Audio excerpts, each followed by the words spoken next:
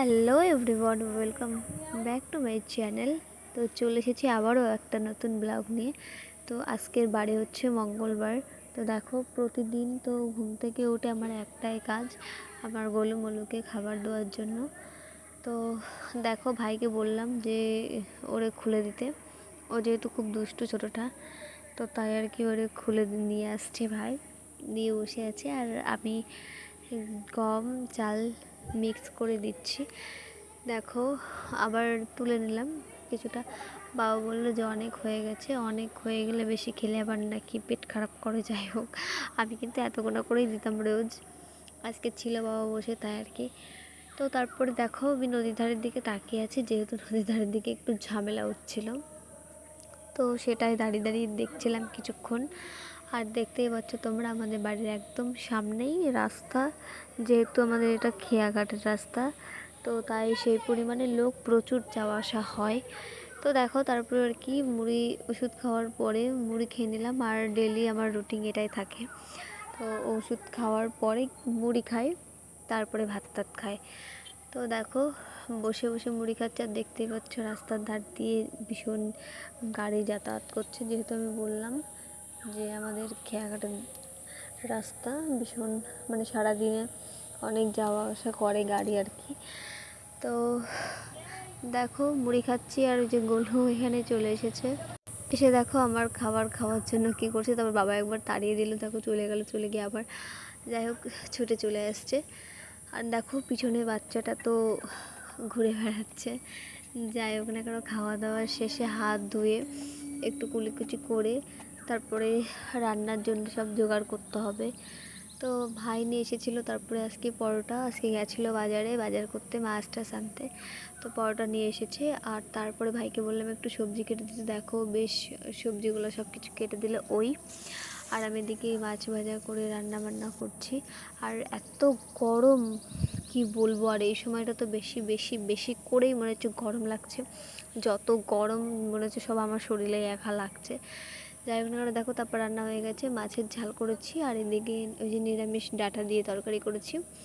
আর দুটো পটল ছিল, সেই পটলটাকেই হালকা যাই হোক ফ্রাই করেছি। আর এই যে এদিকে আছে ঘরের চালের ভাত। যাই হোক, রান্না হয়ে গেছে। এখন আমি ফ্যানের তলায় এসে শুয়ে পড়েছি। দেখো কি গরম, মানে বসতে ইচ্ছা করছিল না, তাই শুয়ে পড়েছি। প্রচণ্ড হারে গরম। এখন আবার যাব স্কুলে যেতে হবে।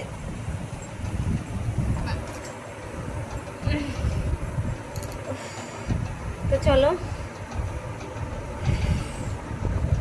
তারপর দেখো বাবা যাবে দিদি বাড়িতে, তাই আমি বেছে বেছে ভালো কটা আম দিচ্ছিলাম। এই গাছটা লাগাবো, ছাদে প্রচণ্ড হারে রোদ, আর এর মধ্যে থেকে জানো তো, আমি এমন একটা মেয়ে যে যেটা যখন যেটা করতে ইচ্ছা করে তখন সেটাই করি।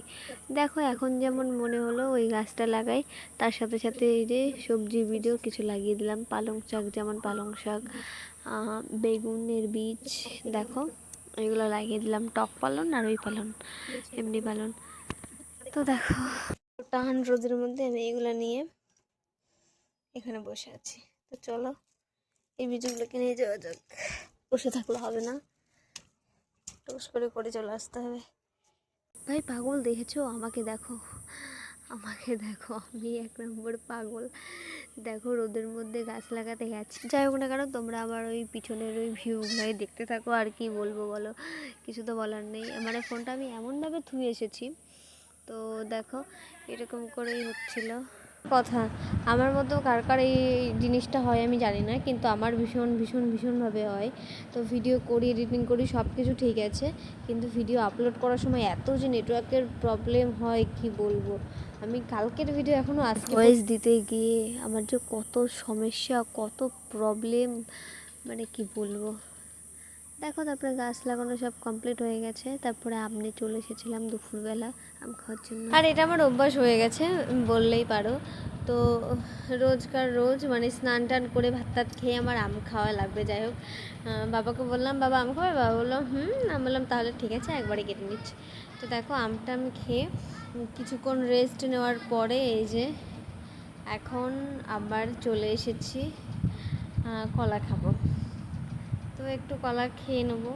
আজকে সারাদিনে ফল কিছু ঠিকমতো খাওয়া হয়নি, শুধু আম ছাড়া। তাই ভাবলাম যে কলাটা খাই। আর মা এত এত ফল এনে থুয়ে দেয় না, মানে সেই প্রায় নষ্ট নষ্ট হয়ে যায়, ফেলে দিতে হয়, এরকম হয়ে যায়। মানে মাকে মানা করি ফল আনবা না, তাও নিয়ে চলে আসে। খেতে ইচ্ছা করে না, তাই আর কি তাও খাই। টুকটাক করে তো খেতে যাবে, সেরকম কিছু খায় না। আমটা খাই আর বাদাম কাজু কিশমিশ এসব খাই। আর এই যে কলা খাচ্ছি, মৌসুমিটাও সেরকমভাবে খাওয়া হয় না, আমটা ঠিক মতোই খাওয়া হয়। যাই হোক, আম ভালো লাগে খেতে। তো আমার এই বকবকানি কার কার ভালো লাগে কমেন্টে বলেছ।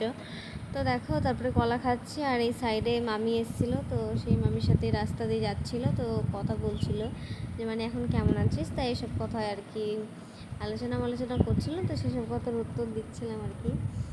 তো দেখো আজকের কলাটা আমি পিস পিস করে আর খেলাম না, হাতে নিয়ে গোটা গোটা করেই খাচ্ছি আর কি।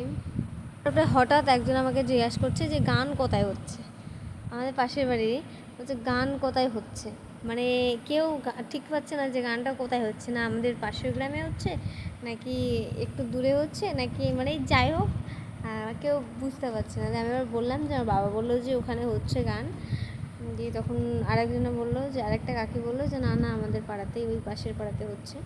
তো এরকম করে যাই হোক কথা বলে বলে করছিলাম। আর সেই যাই হোক সেসব আলোচনা করতে করতেই বেশ আমার কলাটা খাওয়া হয়ে গেল। তারপরে এই যে এই সাইডে ভাই বলছে যে দিদি তালশাঁস কেটে দেবো, দিয়ে আমি বললাম না তালশাঁস খেতে হয় না, মা মানা করেছে। তালশাঁস মাঝে মাঝে খেতে নেই, অবশ্যই কমেন্ট করেছে, তাহলে আমিও জানতে পারবো। বললাম যে না ভাই তালশাঁস খেতে নেই। সেটা শোনার পর ওর একটু মন খারাপ করছিল, যেহেতু আমার জন্য শখ করে নিয়ে এসেছিলো, তো আমি খেতে পারলাম না। এতে কোনো অসুবিধা নেই, যদি আমি সুস্থ থাকি, আমার বাচ্চা সুস্থ থাকে, তাহলে আমি আমার এইসব না খেলেও কিচ্ছু হবে না।